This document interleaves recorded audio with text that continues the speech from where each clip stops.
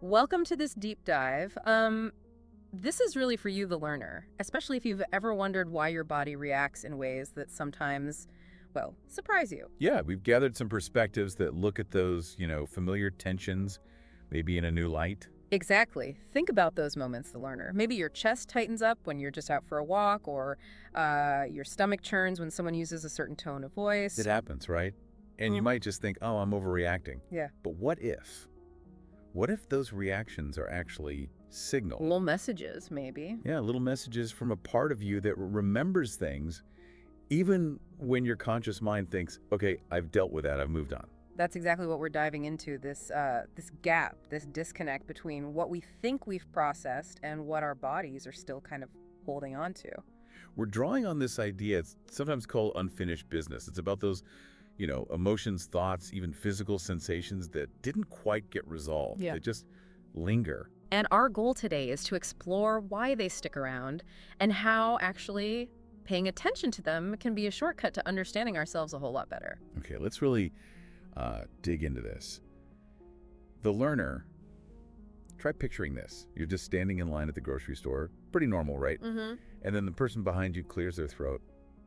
Just a little, And suddenly you might notice this little flicker of tension somewhere.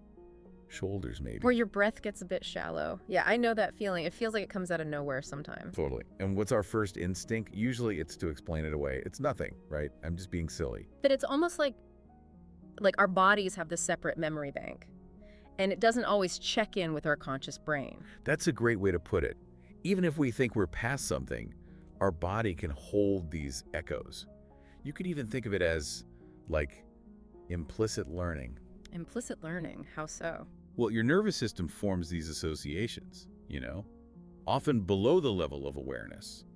Because maybe once that kind of situation or that feeling signaled some kind of threat or a need that wasn't met. Ah, okay, so understanding that shifts it from I'm overreacting to, this is some old wiring, a protective thing kicking in. Exactly. And that ties into this idea of unfinished business. Think about the natural flow of experience. Something happens, we react, we process it, we let it go. That's the ideal cycle. But it doesn't always work like that, does it? Not always.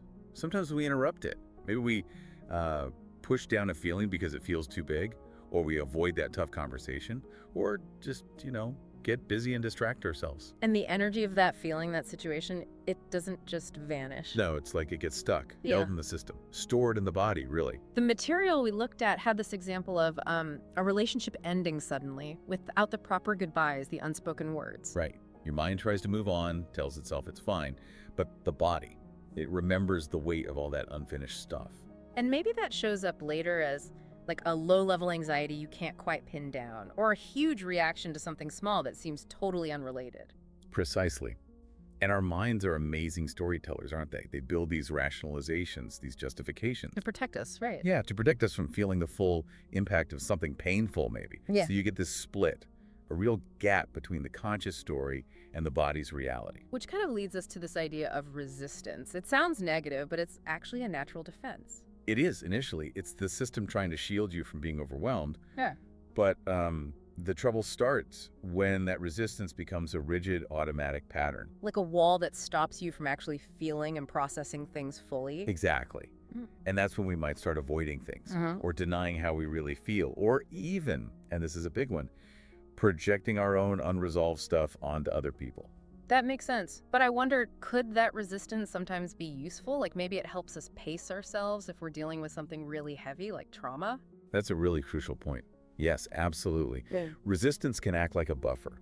It can give us breathing room when things are too intense. It's not inherently bad. So it's about the rigidity. It's about the rigidity, yeah. When it becomes this fixed way of being that stops us from ever engaging, that's when it keeps us stuck.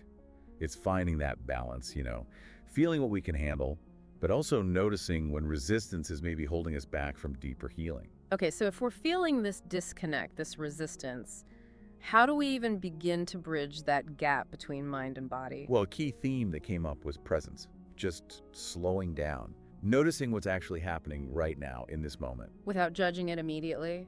or trying to fix it? Exactly. Just allowing yourself to feel it, observing the experience as it unfolds. There's this term, phenomenological exploration. Sounds fancy. It sounds fancy, but it's actually quite simple. It just means turning your attention inward and paying close attention to your direct experience, like being a curious scientist of your own inner world. Okay, I can grasp that. There was even a suggestion for a quick exercise. Just taking a deep breath and noticing what sensations are there. Right now, Yeah. any tightness, warmth, anything subtle. Hmm. And then just playfully imagine that sensation could talk. What might it say? It's just a way to start listening to the body's language. I like that. And it reframes things, doesn't it? Those parts of us that feel stuck or broken.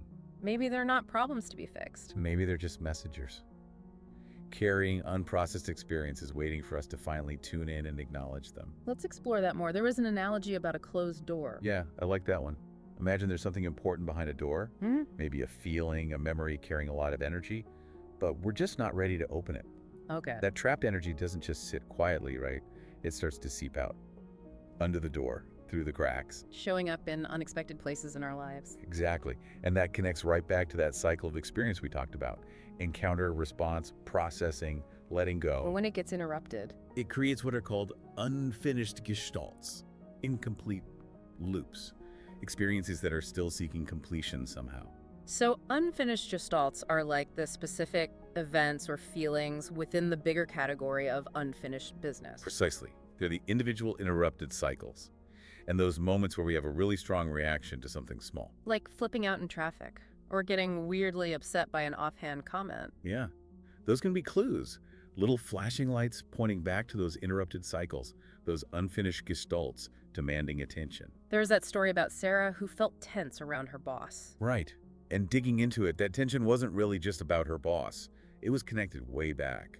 Her father's critical tone, these old childhood feelings of not being good enough. That's such a clear example of projection, isn't it? Seeing the past in the present. It really is. And it shows how our nervous system gets involved. It tries to protect us, maybe by numbing things out or making us shut down when it feels like too much. Useful short-term strategies, maybe. Absolutely. Yeah.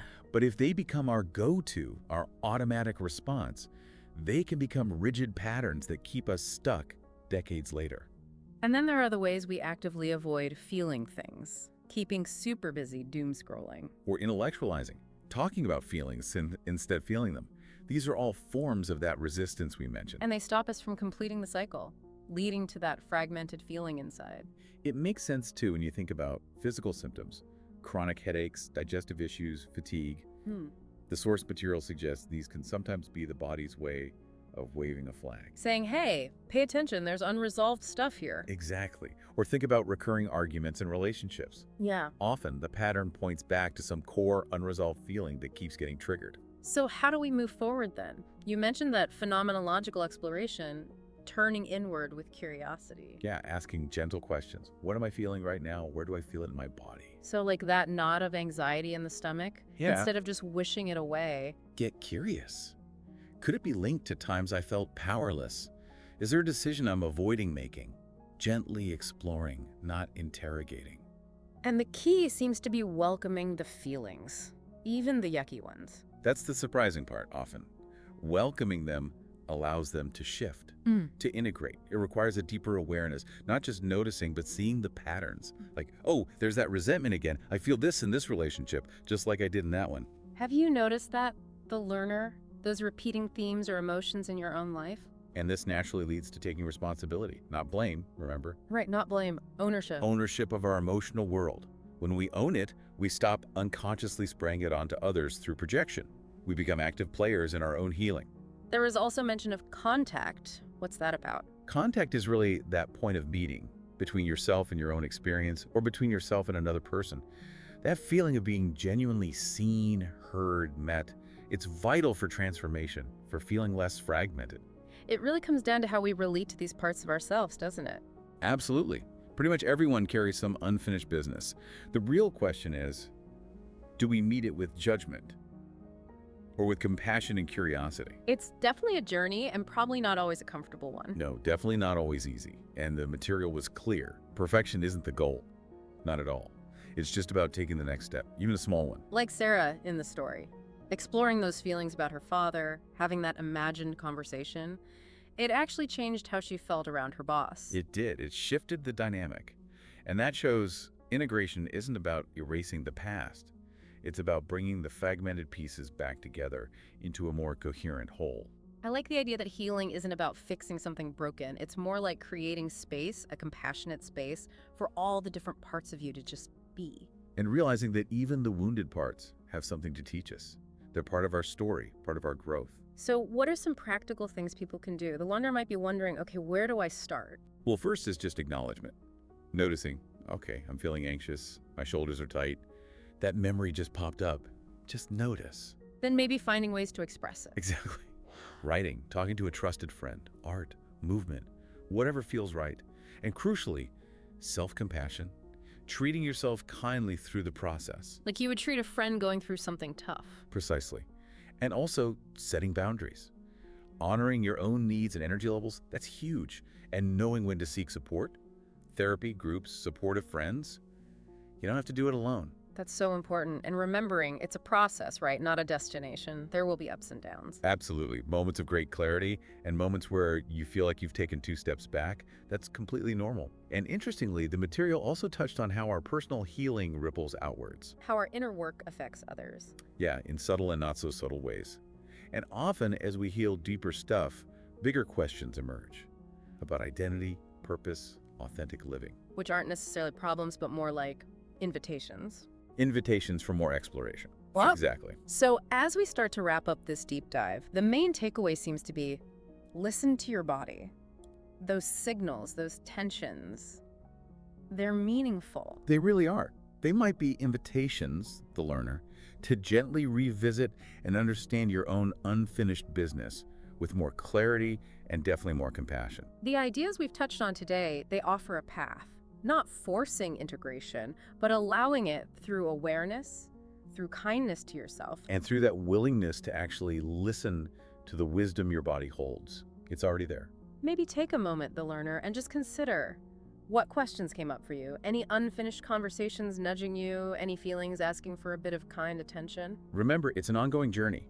Every moment you choose to be present with your experience, that's a step towards wholeness. We really hope this conversation has maybe offered a helpful perspective, a bit of a shortcut to understanding yourself more deeply.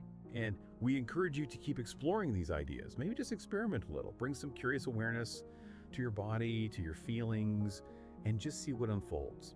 You might be surprised by the new possibilities that open up.